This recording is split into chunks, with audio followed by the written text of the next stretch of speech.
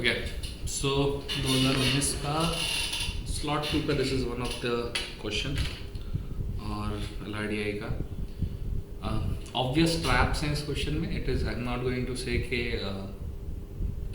आप पेपर में घुसोगे और पहला चॉइस आपका ये क्वेश्चन होगा, बिकॉज लैंग्वेज इतना अजीब तरीके से दे रखा है कि आपको लगेगा कि हाँ यार बहुत कॉम्प्लेक्स है. But the entire point of this video series और the me making this video is only this के कभी कभार क्वेश्चन इतने टफ होते नहीं जितना हम सोचते हैं.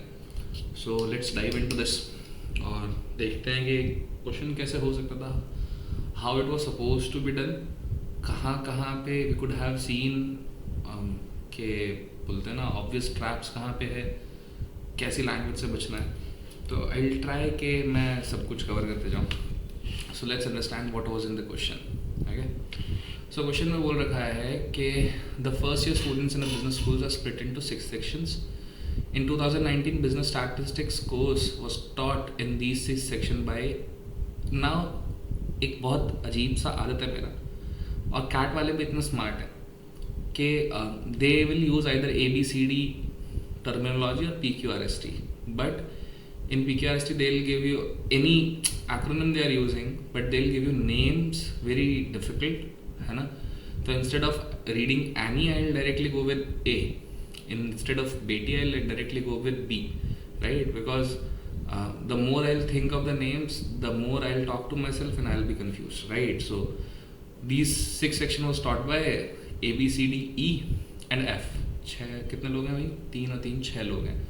All 6 sections has a common midterm exam and a common end term, 100 marks की each.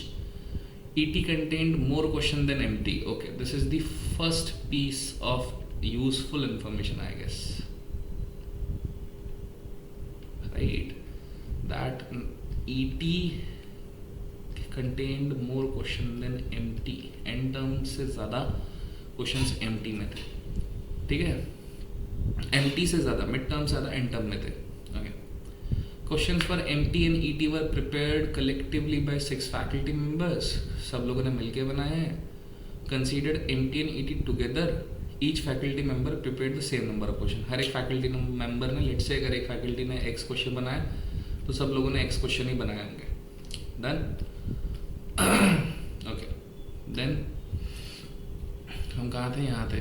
Each MT and ET had at least 4 questions that were worth 5 marks. At least 3 questions. अच्छा चलो, ये important information हो सकता है. So let us write this down.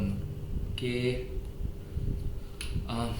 कहाँ थे हम? यहाँ के each of MT and ET had at least 4 questions that were worth 5 marks.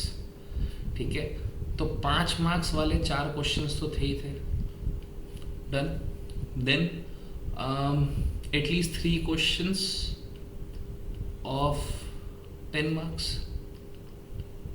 Oh sorry, my bad, मैंने उल्टा लिख दिया.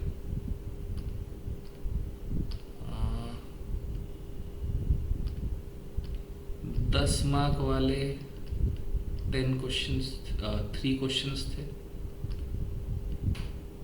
ओके, और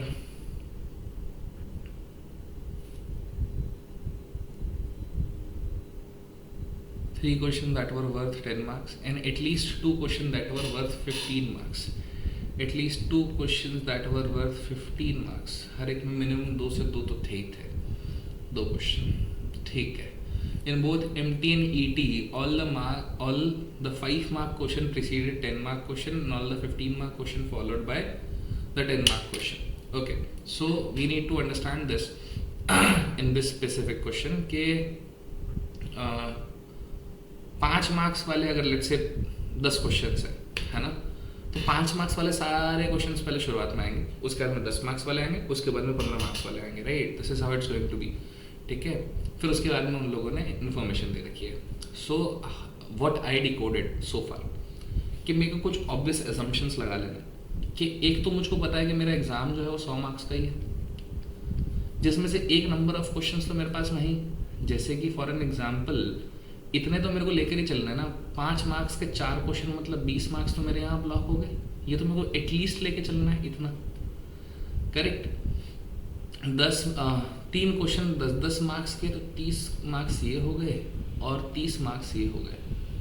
नेट टोटल कितना हो गया? 30-30-60 और 20-80, मतलब 80 क्वेश्चन का तो एम्यूनेशन हमको पहले से ही मिल रखा है।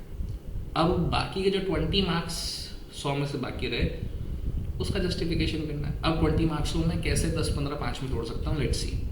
तो एक तरीका तो क्या है कि मैं बोलूँ कि 5 5 5 5 ऐसा हो जाए, करेक्ट। सो अगर मैं यहाँ पे नंबर ऑफ क्वेश्चंस टोटल लिखने जाऊँ तो 4 और 3 7 और 2,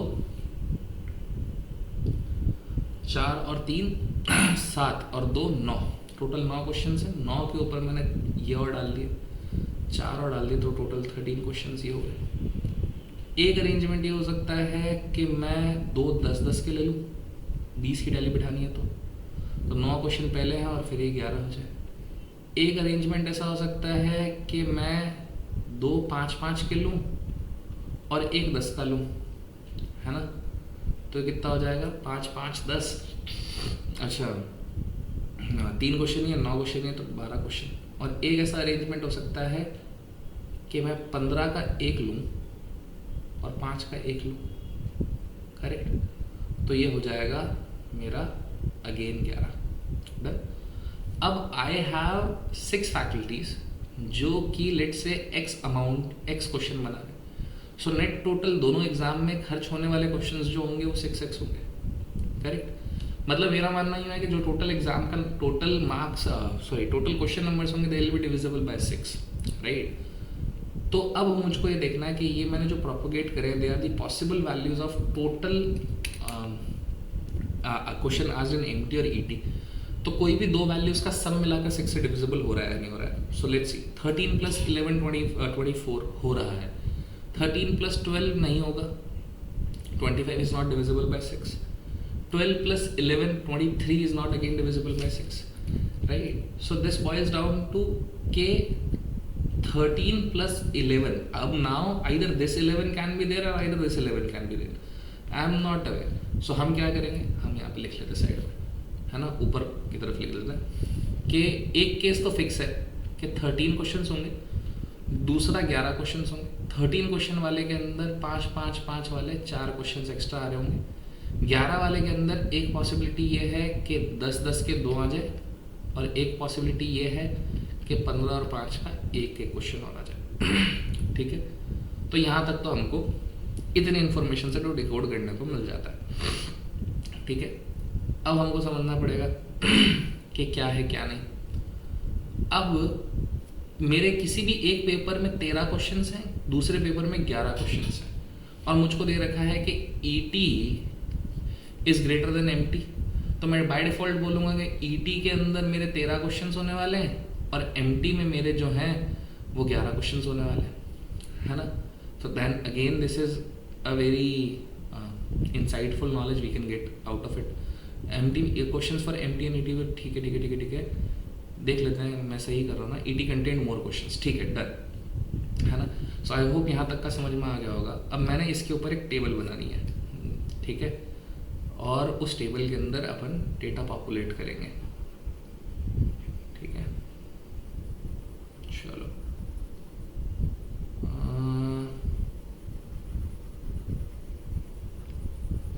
लेट्स मूव, थोड़ा सा हेक्टिक है पर ठीक है।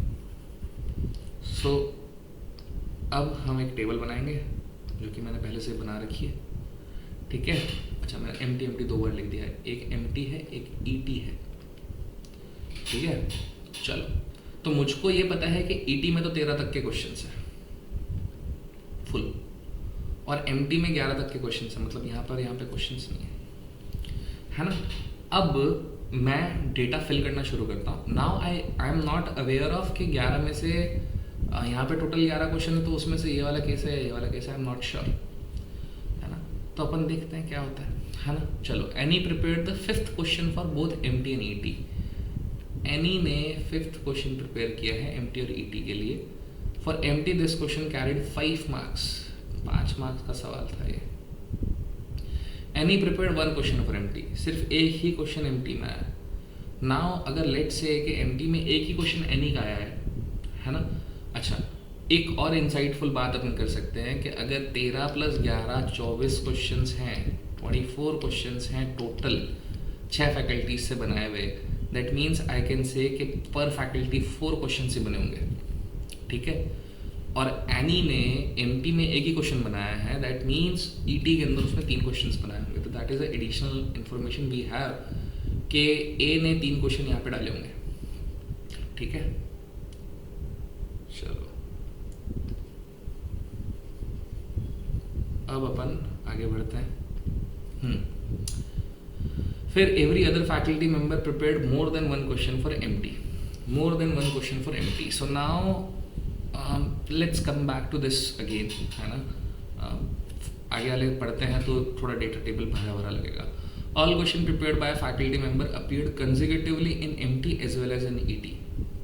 Now many people will be or were confused because of the statement कि all question prepared by a faculty member. Now they were like कि एक ही ऐसा faculty member है जिसके क्वेश्चंस consecutively appear हो रहे हैं। यहाँ पे ऐसा नहीं है। उन लोगों ने एक जेनरिक स्टेटमेंट मारा कि लेट से कि 2 क्वेश्चंस अगर हैं तो वो दोनों क्वेश्चंस कॉन्टिन्यूसली एक ही बंदे ने बनाए होंगे। मतलब लेट से कि ए के 3 क्वेश्चंस जैसे अभी हमने डिस्कस किया कि ईटी में है, तो तीनों क्वेश्चन कॉन्टिन्यूसली ऐसा ही होंगे। ऐसा नहीं होगा कि 3rd क्वेश्चन है फिर 8th क्वेश्चन ए का है। It is not going to be like that, it is going to be very continuous. Done. तो this was a obvious trap. इस जहाँ तक बहुत लोगों ने बिल्डअप किया था उसके बाद मैं ड्रॉप कर दिया, but it was a generic statement, they were passing it for everyone. Done. Then 4th statement, Chetan prepared the 3rd in both MT and ET. 3rd question, Chetan ने 3rd क्वेश्चन प्रिपेयर किया है। चेतन है ना, बोथ एमटी एंड ईटी, ठीक है। And Esha prepare the 8th question at both. तो एशा जो है उसने 8th क्वेश्चन दोनों में बनाया। Fakir prepare the 1st question of MT and the last one in ET. And Dev prepare the last question for MT and first one in ET. Okay, so now the logic says कि जिसने भी first question बनाया होगा वो 5 का ही होगा। And the reason behind it is कि 5 question वाले को अगर मैं ध्यान से देखूं, इन्होंने एक स्टेटमेंट अंदर आगे पास कर रखा है कि कहाँ गया, मैं आपको दिखाता हूँ कि ये वाला है ना, all 5 marks question preceded the 10 mark question. 5 वाले सारे साथ में आएंगे, 10 वाले सारे साथ में आएंगे, 15 वाले सारे साथ में आएंगे। तो जब 5 वाले प्रीसीड कर रहे हैं 10 वालों को, तो इट्स वेरी ऑब्वियस कि जो इनिशियल क्वेश्चन नंबर्स होंगे वो they are going to be 5, जो बॉटम वाले होंगे वो सारे के सारे 15 होंगे। तो दिस टेल्स अस कि ये 15 मार्क्स का होगा और ये भी 15 मार्क्स का होगा। Done. And now just because कोई भी 5 के सीक्वेंस के बीच में 10 वाला क्वेश्चन नहीं आ सकता, कॉन्टिन्यूसली 5 वाले ही आ रहे हैं। अब आई नो कि 5th क्वेश्चन जो है वो भी 5 मार्क्स का ही है, दैट मीन्स यहाँ वाले सारे भी 5 मार्क्स के ही होंगे। बीच में और कोई नंबर आ ही नहीं सकता। इसके आगे का I can not say, but इतना तो आई कैन से, ठीक है। चलो, so now majority things are done. अब एक और चीज़ समझते हैं। Let's come back to this point. Every other faculty member prepared more than 1 question for MT. So what I interpreted from this is कि मेरे पास में 6 फैकल्टीज़ हैं, जिसमें से एनी एक ही क्वेश्चन बनाएगी, मतलब बच्चे 5 फैकल्टी। वो 5 फैकल्टी एटलीस्ट 2-2 तो बनाएंगे ही बनाएंगे। वो एक से ज़्यादा बनाया तो कम से कम 2 बनाना पड़ेगा, और 5 के 5 कम से कम 2 बनाएंगे, ठीक है। तो 10 क्वेश्चन तो ये हो जाना है। और एक क्वेश्चन एनी ने बनाया था, टोटल मेरे 11 तो यहीं पे खत्म हो जाना है। मतलब एनी के अलावा सब लोगों ने 2-2 क्वेश्चन बनाए, every single person. And this information clubbed with the 3rd point के हर एक फैकल्टी के क्वेश्चन जो है वो कॉन्जिक्यूटिवली आए हैं। सो अगर एमटी में हर एक आदमी ने कॉन्टिन्यूस बनाए, 2 ही बनाए हैं, तो ये मेरा F हो जाएगा, ये मेरा C हो जाएगा। A अकेला ही था तो आई कैन नॉट कमेंट, यहाँ पे D ज़रूर हो जाएगा। अब इसका अपन 15 कह नहीं सकते अभी तक, बट हाँ यहाँ पे D ज़रूर आ जाएगा। थोड़ा सा एक क्लटर साफ कर लेते हैं। ठीक है, यहाँ पे डी आ जाएगा। अब बाकी कौन रहता है? बी बाकी रहता है, A B C D E. अच्छा, बी भी पता पड़ जाएगा, मैं बी को अकेले को तो यहाँ डाल ही नहीं सकता हूँ, है ना, कॉन्टिन्यूस आने चाहिए जो आने चाहिए। तो यहाँ पे अगर मैं बी डालता हूँ फॉर एन एग्जाम्पल, तो और मैं ई को कॉन्टिन्यूस कर देता हूँ, तो बी और बी कॉन्जिक्यूटिवली नहीं आ रहे। That is the violation of the third point, I guess. Third point, yes third point, right. So we can not do this. So what the thing has to be कि यहाँ पे तो ई था ही, यहाँ पर ई हो, यहाँ पर बी हो, यहाँ पर बी हो। ठीक है, चलो। अब हमको क्या पता था कि ऑलरेडी पहले से ही 5 मार्क्स वाले कितने क्वेश्चन थे? 4 क्वेश्चंस 5 मार्क्स वाले थे ही थे, है ना। उसके ऊपर से हमारी 4 क्वेश्चंस तो थे ही थे। तो एक कंडीशन अगर हम ये वाली ले लेते कि जो 11 क्वेश्चन में 2 10-10 वाले क्वेश्चन है, बट यहाँ पर तो हमने 5 टाइम्स 5 की टैली हम कर ही चुके हैं। दैट मीन्स कि ये इसी वाले केस की बात कर रहा था, बिकॉज 4 तो एटलीस्ट के अंदर 5 मार्क्स क्वेश्चन थे, और जो एक्स्ट्रा वाले हैं उसमें एक एक्स्ट्रा और था, मतलब ये वाला कंडीशनिंग है। समझ में आया? चल, तो अब क्या होगा कि हमको पता पड़ गया है कि यहाँ पे 15-5 वाला कंडीशन है, करेक्ट। जो मिनिमम रिक्वायरमेंट्स थी उसके ऊपर, मिनिमम रिक्वायरमेंट्स क्या थी कि 4 होने चाहिए 5 मार्क्स वाले, 3 होने चाहिए 10 मार्क्स वाले, है ना, और 2 होने चाहिए 15 मार्क्स वाले। उसके ऊपर 15 मार्क्स वाला एक और बढ़ गया है, और 5 मार्क्स वाला एक और बढ़ गया है, जो 5 हमने इधर प्लॉट कर दिए। 15 मार्क्स वाले टोटल 3 क्वेश्चन हो जाने हैं, तो ये 15 मार्क्स का होगा, ये भी 15 मार्क्स का होगा। तो दैट गिव्स अस ये 10-10 मार्क्स के होंगे। तो एमटी तो हमारा पूरा सॉल्व हो गया।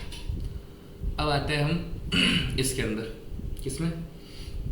इस वाले सेक्शन में। तो अगेन यहाँ पे मिनिमम रिक्वायरमेंट्स तो इतनी है ना, बट इन ईटी 4-5 मार्क्स वाले क्वेश्चंस होंगे, उसके अलावा 13 वाले केस के अंदर हमने यहाँ पे ये एक्स्ट्रा लिए हैं, करेक्ट। तो 4 और 4 8, तो देयर विल बी 8 पोजीशंस जहाँ पे it is going to be 8 तक 5 मार्क्स वाली क्वेश्चंस आ रहे होंगे, करेक्ट। चलो यहीं तक ही डाला है, डन। और अगर मैं देखने जाऊं तो हर एक फैकल्टी ने 4 क्वेश्चंस बनाए थे, बिकॉज टोटल टैली 24 क्वेश्चन का बैठ रहा है, divide by 6 is 4। Every faculty made 4 questions, जिसमें से ऑलमोस्ट एनी को छोड़ के हर एक फैकल्टी ने 2 क्वेश्चन इस तरफ बनाते हैं in on the empty side. तो बाकी के सारे फैकल्टीज जो हैं वो खुद के रिमेनिंग 2 क्वेश्चंस ईटी की साइड बनाएंगे। तो इट गिव्स मी डी सी।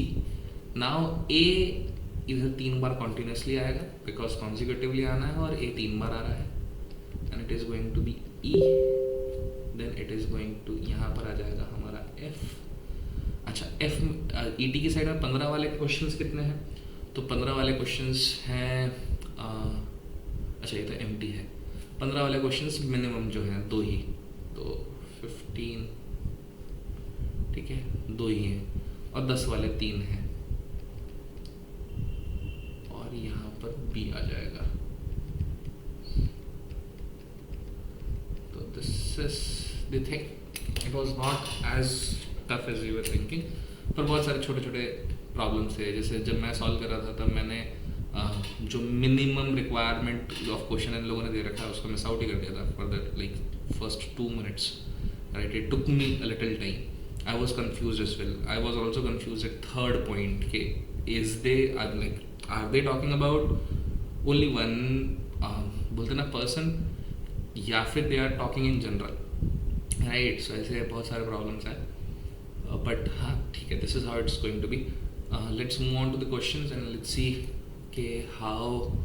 मैंने इसको एक टेबल फॉर्म में डाल दिया नेक्स्ट स्लाइड में, और फिर अपन क्वेश्चंस का आंसर करते हैं।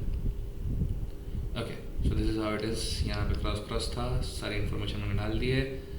क्वेश्चन फर्स्ट क्या बोल रहा है? The second question in ET was prepared by whom? This was our ET second question in ET. was prepared by D.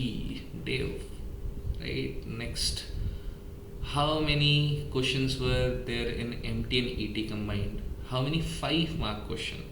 Okay, so 5 तो इधर ही है और 8 इधर है ना? तो 8 + 5 13, total 13. Next, who prepared 15 mark question for MT and ET? तो D और E ने तो MT में बनाया है और F ने बनाया, तो DEF करेक्ट है ना? First DEF. Which of the following questions did बेटी prepare in ET? बेटी ने कौन सा प्रिपेयर किया था ET में? So it is 10th and 11th. Option में हमारे पास 10th है, तो we are going to take 10th. Okay, so I guess 4 questions हो गए. 1 2 3 4 5. ठीक है, तो more or less it was an easy question, but बहुत सारे लोगों ने क्वेश्चन छोड़ा होगा because it was all chaotic. आपको नहीं समझ में आएगा कि you are supposed to distribute them all, you are supposed to do what with this, but sometimes if you go with the flow with set, you don't overthink while solving tests or solving LRDI. उस आदमी को भी ये चाहिए paper बनाने वाले को कि तुम 40 मिनट में एटलीस्ट एक सेट तो कर लो, है ना?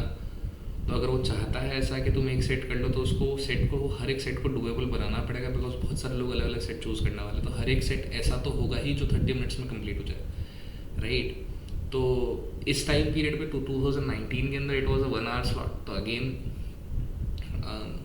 लोगों के दिमाग में वो था कि भाई एटलीस्ट एक सेट तो बनना चाहिए, बट वो ज़्यादा से ज़्यादा ये कर सकते हैं कि चीज़ों के अंदर वेराइटीज़, कॉम्प्लेक्सिटीज़ अलग अलग हेड्स के थ्रू डाल सकते हैं, and that's what they did. Minimum question mark दे दिए, पहले 6 फैक्ट, जैसे पहले स्टोरी बिल्डअप कर दिया कि 6 सेक्शन में स्प्लिट अप हो गया. आधे लोग तो वहीं पे मोटिवेशन ख़त्म हो गया कि भाई पहले स्टूडेंट्स को 6 सेक्शन में स्प्लिट कर दिया, उसके अंदर 6 टीचर्स हैं, उसमें भी 2 टेस्ट हैं. तो ऐसा नहीं होता. Sometimes you enter into the set, try to make a structure out of it, कि whether you are capable of pulling off a structure of the DILR का सेट. इफ यस, तो यू शुड मूव अहेड, है ना? Because information by the time आप पढ़ोगे interpret होती जाएगी, fill out होती जाएगी, और जितना ज़्यादा अच्छा स्ट्रक्चर उसमें उतनी एफिशिएंटली अगर आप इन्फॉर्मेशन फिल करोगे तो you will get a decent enough idea. But बोलते ना, अगर स्ट्रक्चर खराब है तो मज़ा भी नहीं आएगा तुमको. तो स्ट्रक्चर खराब है तो मूव ऑन नहीं करना है आपको. अगर within the starting 30 second 40 seconds if you are not catching the structure from the premise of the set, तो you should avoid it. But हाँ, it was doable. So that's it for this, and I'll come up with more of questions from this slot. Done. Sure.